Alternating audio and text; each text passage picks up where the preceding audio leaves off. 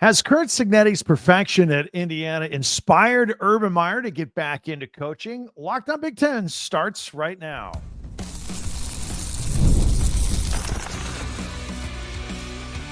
You are Locked on Big Ten, your daily podcast on the Big Ten Conference. Part of the Locked On Podcast Network, your team every day. Welcome to Locked On Big Ten. I'm Craig Shemon, part of the Locked On Podcast Network, now the #1 sports podcast network. Thanks for making us your first listen each and every day. We are free and available wherever you get your podcasts and on YouTube, part of the Locked On Podcast Network, your team every day.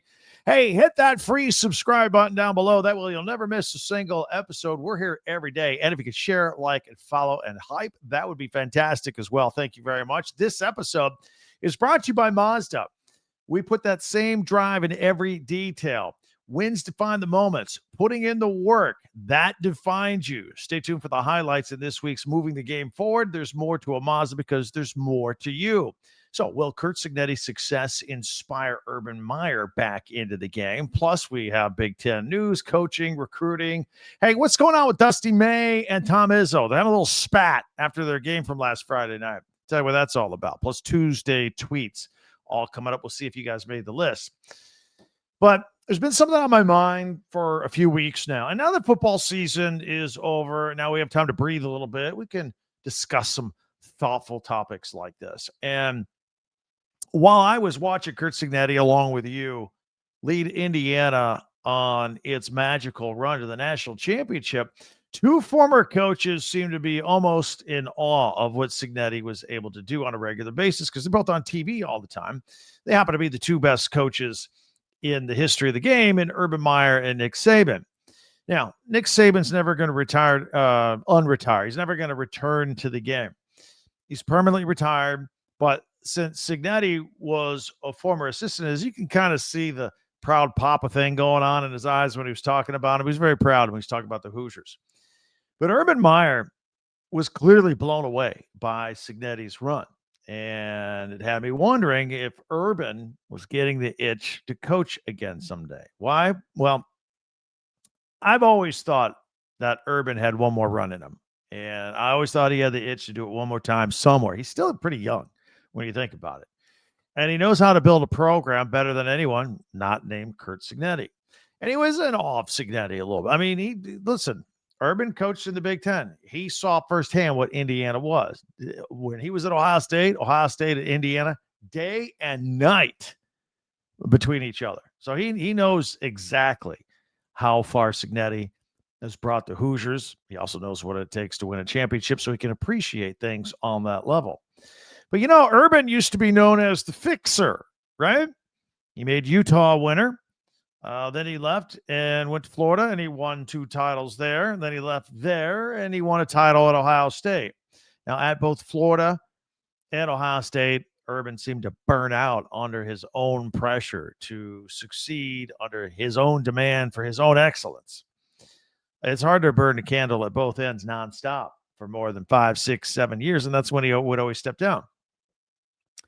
And, of course, while very comfortable at his current job, but very good at it, I might add, at Fox Football as an analyst and with his podcasting, he makes a lot of money. And he gets to be around the game, but then on Saturday night, he gets to go home for the week. It's a lot different than it was back in the day when he was coaching. But I still wonder about him sometimes. In fact, a lot of people do. Every time a high-profile coaching gig opens up, Urban Meyer's name comes up. And then it fades away, and then the real coaching search begins. But I think he likes to be chased, and I think he likes to be courted, and I think he likes having the reputation of the fixer, like the guy, the dream guy that every program would want. And I think he likes having everybody think that he's just one phone call away from being the next hero at the next big-time program that needs a coach all of a sudden. His name came up a couple of years ago, for example, when Mel Tucker lost his job at Michigan State. And they talked. I think Urban Meyer had some conversations with Michigan State. And I think he asked for everything but the kitchen sink. And you know what? I think Michigan State said, oh, okay, fine. I think Urban got cold feet. I think that fell apart. And, he just wasn't ready to jump back into the grind. You test the waters, you think about it, maybe not. I think that's what happened there, I think. But I also think where there's smoke, there's fire, and his name resurfaced for about a week or so when James Franklin was fired at Penn State. But then that died down. And the story, though, there was that both sides had conversations and that they just had disagreements on how to go about name, image, and likeness. So, had that conversation gone differently? Are you telling me Urban Meyer would be the head coach of Penn State right now instead of Matt Campbell? Maybe. The only difference was, Urban hasn't coached in the NIL era yet. So I don't know what side of the argument he was on. But I think if that conversation gone a different way, he might be the head coach at Penn State. See, I still think he has the itch. He's always going to take the phone call. Then we saw Curt Cignetti come to Indiana, the worst program in college football history, and he turned it around immediately. There wasn't a 3-year plan. There wasn't a 4-year plan. If things go right and we get some support, maybe we could throw up a Outback Bowl winner or something. Wasn't any of that. The success at Indiana was immediate. Year 1, 11-1, playoffs, Indiana. Year 2, 16-0, Big Ten title, Rose Bowl title, Peach Bowl title, and national championship. How's that for a turnaround? How's that for being a fixer? Pretty good, right? Suddenly, somebody else came along. Somebody not named Urban Meyer actually made turning a program around look easy, even though it was not. The sad truth is that Cignetti just made every football coach's job in America even tougher. Nick Saban and Urban Meyer used to be that guy. They used to be Curt Cignetti. Now Curt Cignetti is them. And Urban on TV every week talking about him more and more so as the season went on, was just amazed. He called Curt Cignetti's performance the greatest coaching job in the history of college football. Think about that for a moment. That's praise. And it was authentic. It was real. He said Indiana and Curt Cignetti were a case study in leadership. I believe Urban Meyer's been studying Curt Cignetti. He's fascinated with him. I saw him on the sidelines just watching him. He's been asked about it one time. There's a great photo. In fact, we had it on our Tuesday tweets. In fact, we have Tuesday tweets coming up, but we had it several weeks ago. It's Curt Cignetti in action on the sideline, and it's Urban Meyer closer to the camera, just locking in on him, watching him. It's fascinating. So, the thing that I think impressed Urban Meyer the most, as all coaches, they go after perfection and they never get it. Indiana, though, wasn't just good in some areas. They were number 1 or top 5 in the country in every imaginable category. And this is what impressed Urban. I mean, we're talking offense, defense, special teams, first down, third down, margin of victory, tackles for loss, sacks, pressures, running game, passing game. They hadn't lost a fumble since the 18th play of the season in week 1. That was it for the whole year. Every coach takes notice of that. And they all acknowledge it comes down to coaching. Cignetti's running an operation there at Indiana, top to bottom, every detail, nothing overlooked. That impresses good coaches. Indiana football in 2025 was about as perfect a coaching job as there's ever been.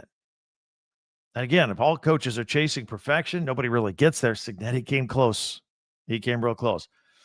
There's got to be a little bit of that Urban Meyer ego that wants to pull off a perfect season like that. Urban's fascinated. He was. Again, we really haven't had time to really dive into this because of the busyness of the season and the schedule. I want to kind of jump in it right now, get your opinion on a few things as well. I mean, studying from afar. Are the juices flowing again? Is Urban sitting around this offseason itching to get back soon? Is he studying Cignetti and applying it to what he already knows about the game? What do you think? Is he waiting for that Notre Dame job? Is that like the one job that can bring him back? He's always kind of wanted that. I've heard him say it. So maybe we'll see Urban Meyer on the sidelines turning a big program around in the next coaching cycle or two. Who knows? Maybe not. Maybe he'll stay there at Fox. I would love your opinion on it. Love it. I'm fascinated to talk about Urban Meyer.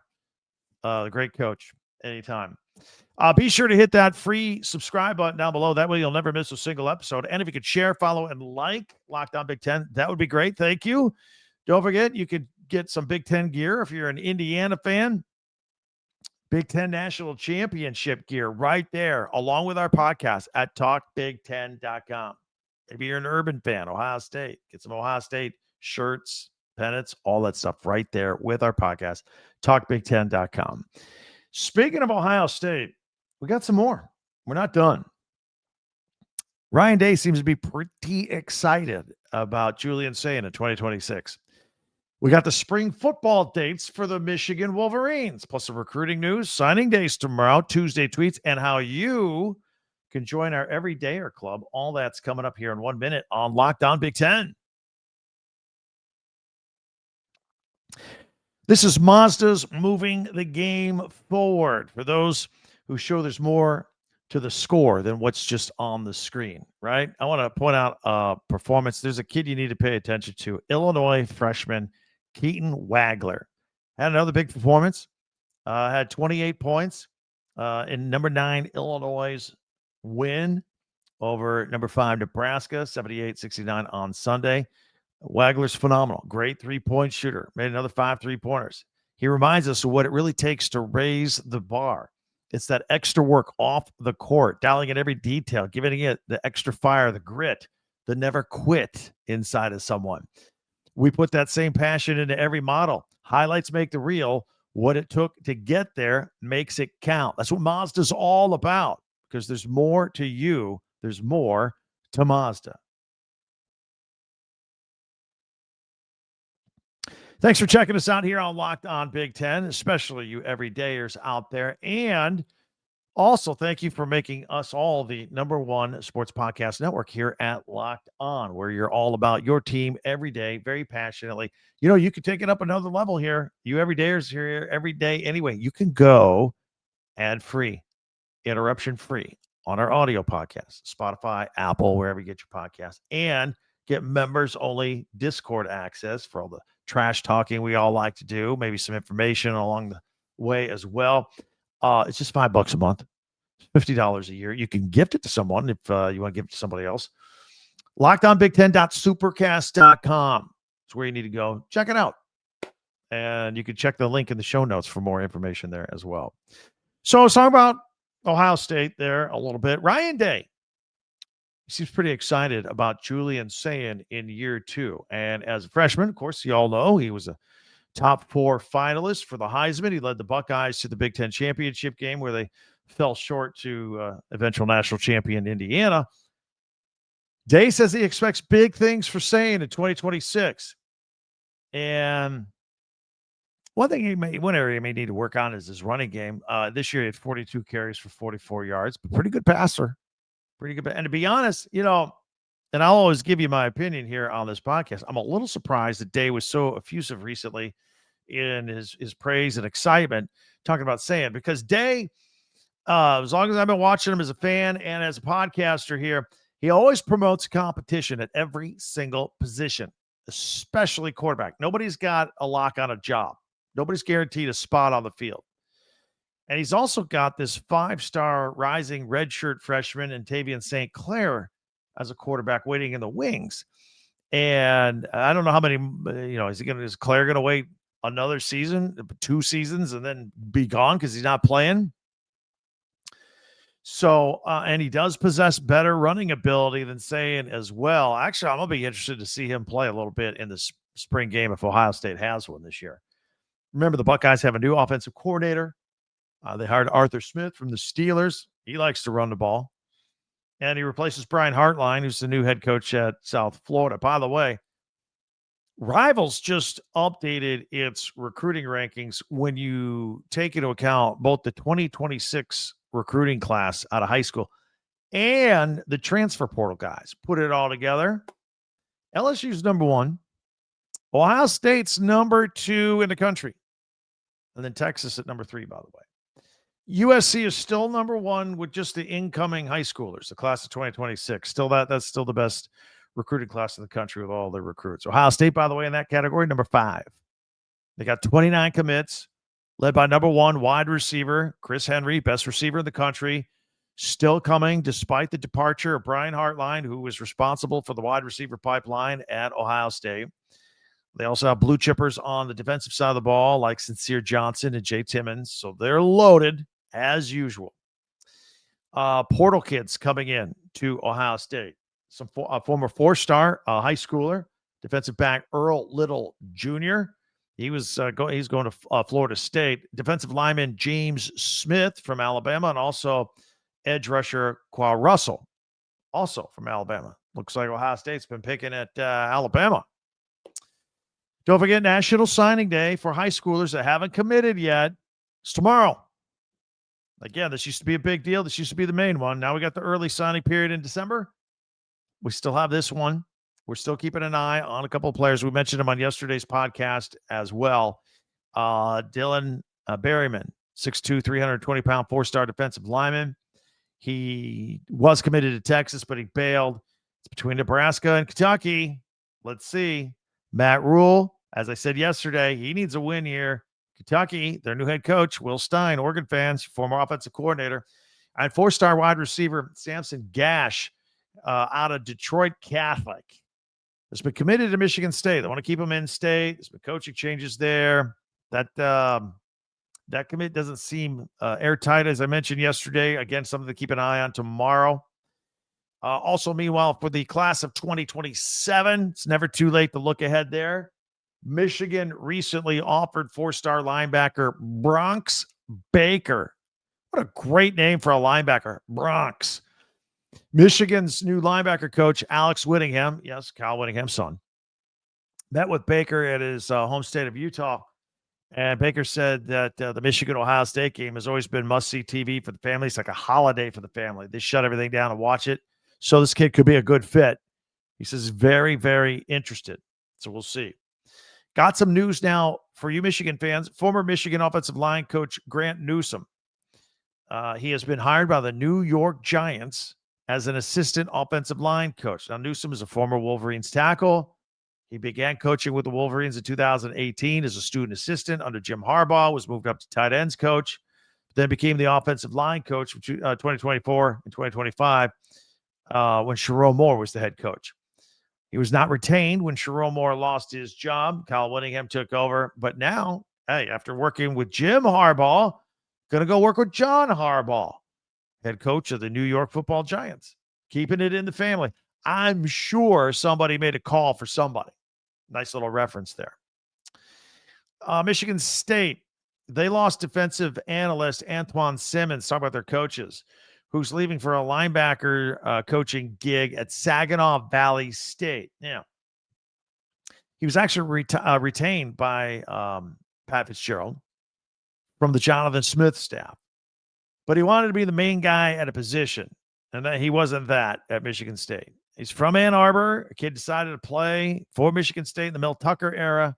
But now he's going to go on, see if he can start working up the coaching tree a little bit. And back to Michigan for a moment. I have their spring practice info. They will begin spring practice on March 17th. They're the first school I've seen with a schedule. They'll do 15 sessions. Spring game, April 18th. Now, I'll be curious to know what they do with these spring games this year. You know, there were schools last year that decided, maybe we won't have them. Nebraska didn't have one. Ohio State toyed with it, then decided to have one. Michigan had one with Sherrone Moore, but they decided not to let the Big Ten Network air it live. They aired it on tape the week after. Again, coaches are concerned about poaching and tampering because nobody does anything about it. So then Sherrone Moore, I remember, didn't want to go on live TV and have his kids be called the next day and taken away. It was the number one reason why Matt Rule didn't want to do it at Nebraska. He flat out said, kids, people were scouting my kids on TV and calling them the next day, and they were gone. I argued if they were gone that quick, they were probably already gone and had some prior phone calls going on. But nevertheless, interesting timeline there. So basketball, Tuesday, tonight, Rutgers is at UCLA, men's basketball. It's 9:30 Eastern, 6:30 Pacific on the Big Ten Network. Indiana is at USC. Indiana's been out west. They beat UCLA at UCLA in double overtime by a point. Now they're going to take on USC. That's at 10 o'clock Eastern tonight, 7 o'clock Pacific on Peacock. And no women's games again tonight, yesterday or tonight. 6 games tomorrow night on Wednesday night, including a top 25 matchup between number 16 Maryland and number 13 Michigan State. If you are new to our podcast, one thing we do is unique compared to anybody else. And in addition to covering all 18 teams with news, analysis of the news, and my opinion of that news, always give you my opinion. We also have features. Mondays, we do our top 10 Big Ten observations from the weekend. Tuesdays, we do Tuesday tweets. Follow us on Twitter or X at Talk Big Ten. I'll put your tweets on the program. We'll see if yours are on this next segment. Wednesdays, tomorrow, we power rank. We'll power rank the Big Ten in men's basketball. And we'll see what kind of a shakeup we have there. Nebraska's lost a couple of games now. Michigan keeps winning big games. We'll get to it tomorrow. Thursdays, we take a look at the Big Ten Network schedule over the weekend, and we pull out their live programming and highlight it, as well as Big Ten Classics. We always love doing that. We always love talking about yesteryear. And then Friday, we'll make some picks. All the Super Bowl picks, so pigskin pick plus basketball picks going into the weekend for the Big Ten. So all that is coming up. We will take a look at Tuesday tweets. We'll see what's on there. Got some good stuff here. That's all coming up in 1 minute right here on Locked On Big Ten. Let me tell you about Indeed. Hiring isn't just about finding someone willing to take a job. It's about finding the right person with the right background who can actually help your business move forward. It's not just filling a gap. It's actually moving your company forward, right? With just getting the right person. And if you want candidates to match what you're looking for, Indeed sponsored jobs is the move here. Because instead of hoping that the right person stumbles across your post, Indeed helps you match with quality candidates by boosting your job listing to the people who fit your specific criteria, skills, certifications, location. You know, if I were hiring, I wouldn't just want someone who can help. I've had to hire people before, and it's nerve-wracking. You don't want to get the wrong person. So you want to deal with somebody with real experience who can jump right in and help right away. And here's a stat that says it all. Listen to this.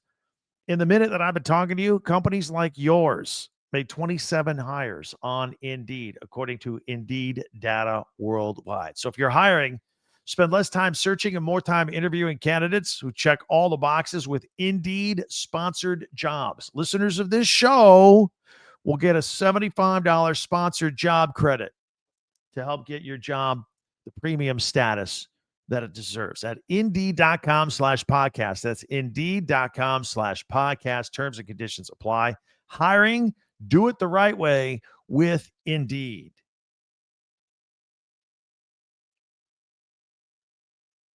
Thanks for checking us out here on Locked On Big Ten. It is time for Tuesday tweets. We do this every Tuesday. I'm going to put them on screen. If you're audio only, we'll describe them as best we can. If you're on Spotify or Apple, for example, we'll go full screen here and check it out. So this is from at College Football Tracker. Schools with the most all-time Super Bowl players. Michigan, number 1. I was a little surprised. Just not a lot surprised, just a little surprised. 137. Southern Cal next at 129, and the Miami Hurricanes at 127. And there's Penn State rounding out the top 4 with 125. UCLA coming in at 6th. And we got Nebraska in there later on the list at 106, tied with Ohio State. How about that? It's a little surprising. So there's a list. Again, we got the Super Bowl coming up on Sunday. Here is from at Big Ten men's basketball. This is a picture of Indiana in action. Indiana answered UCLA's late comeback and battled its way to a dramatic double overtime road win at Westwood. Look at these scores.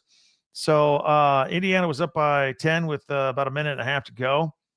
It was tied at the end of regulation, tied at overtime, 84-84, and then at the end of double overtime, 98-97. What a thriller that was a few days ago. Here's a video. It's a freeze frame of a video from at College Football Playoff. It says Slow-Mo Mendoza. Hashtag College Football Play. It's a video of Fernando Mendoza's famous touchdown against the Miami Hurricanes, but it's in slow motion. It's very cool. Speaking of, here's some more Indiana greatness. Indiana football recruiting, putting this out. this season was dominant. It's a bunch of collages cut into thirds. Top third, 479-point differential. Incredible. 16-0 record in the middle. Turnover margin, plus 22, unheard of. This is a great job all the way around. I told you earlier, it was close to a perfect season as you'll get. All right. So Coach May and Coach Izzo, Michigan and Michigan State, had a little spat. They each suggested that the other teams were playing dirty on Friday night in a game that Michigan won. Izzo was asked about comments by May, and Izzo said, you know what? Tell him to call me. I'd be more than happy to address it. And then he did say, I think it was a little bit on both sides, to be honest. So here's before the game. Look who this is. This is Tom Izzo in his sweats, sitting in his office, standing up, talking to him with a winter coat on and a beard. You can't see the face, and a Michigan State hat. This is from Brad Galley. Covers a lot of Detroit and Michigan stuff. It's Dan Campbell, head coach of the Lions, with a visit with Tom Izzo before the game. That's pretty cool. I didn't know that he was a Michigan State fan. There may be a lot of Michigan people that may be upset. They all kind of root for the Lions, right? Now, definitely Lions fans are together on the Lions, but they are split 50-50 on Michigan State, Michigan. That's for sure. Here's Dan Campbell also meeting with Pat Fitzgerald, the head coach of the football team now before the game. This is also before the game. And Barstool put this out. Dusty May wasn't afraid of the smoke. He's sitting down in the front row watching his team warm up, and he's got all the students that were there early just over his shoulder, just screaming at him, sitting there in his bright maize quarter zip with all the Michigan State fans behind him yelling at him. Here's the same picture from a different angle. University of Michigan coverage. Rough weekend for the Spartans, with Dusty May smiling at this one. 94-83. Michigan won that game. Here's a picture of a bunch of Michigan helmets, the winged helmet on the ground. This is from at the winged helmet. Breaking the Wolverines. Here's what we mentioned earlier. The Wolverines begin spring practice Tuesday, March 17th, and they'll have the spring game on May 18th with 15 practices. Pretty cool. But fair and balanced. Here's some Ohio State Buckeye. Here's from at Woody's World, covering the Buckeyes, says he's missing college football. Is a picture of Brutus the Buckeye on the goal line at Michigan Stadium, the season finale, when they were putting it on at Michigan, and he wrote the script Ohio in the snow. A lasting image there. Here's another one from Brutus. This is at the Buckeye show. It says defend the shoe with the pencil emoji. Now, you know that Matt Patricia is pictured here with Brutus. Matt Patricia always has a pencil in his ear. They swapped out. So the tiny pencil that Brutus has, but Brutus has a giant head, so he's got a giant pencil, and he gave that to Matt Patricia to hold. A little fun there. This is also from that Michigan State game. The Buckeyes, it was just final 27-9, and here they are sitting in the front row cheering. It says, this is from at Ohio State Vids. What's keeping you warm this winter? Memories of that, right? So, yeah, good times for Ohio State, bad times for Michigan. Michigan players at this time were guarding the Block M. They didn't want anybody planting any flags there as well. There you have it, our Tuesday tweets. Always a lot of fun. Send me one at Talk Big Ten. I'll get it on. Absolutely we'll do that for you. All right, I want to explain a couple of things to you real quick. First of all, this podcast, we're here every day. Hit that free subscribe button. That's always free. The podcast is free. Subscribing is free. Just helps you and me get together every single day. If you want to step it up a notch and join the Everydayer Club, you can. It's $5 a month, and it'll go ad-free. For if you're on audio, Spotify or Apple or wherever you get your audio podcast. Plus, you get in on that Discord access and get to talk it up with some other Locked On hosts as well. It's a lot of fun getting in there and diving around. It's different categories, different teams, all that stuff. You can check it out yourself anytime. Go to LockedOnBig10.supercast.com or check the link in the show notes for more information there. That'll do it for us. Another episode is in the books. We're getting ready for the middle of the week already. It is hard to believe. Don't forget, tomorrow we'll power rank the Big Ten basketball standings as we see them 1 through 18, among other things, with all the latest news and opinion from around the Big Ten. That'll do it. Thanks for joining us. Can't wait to talk to you again tomorrow. Tell your friends about us. I'm Craig Shemon for Locked On Big Ten.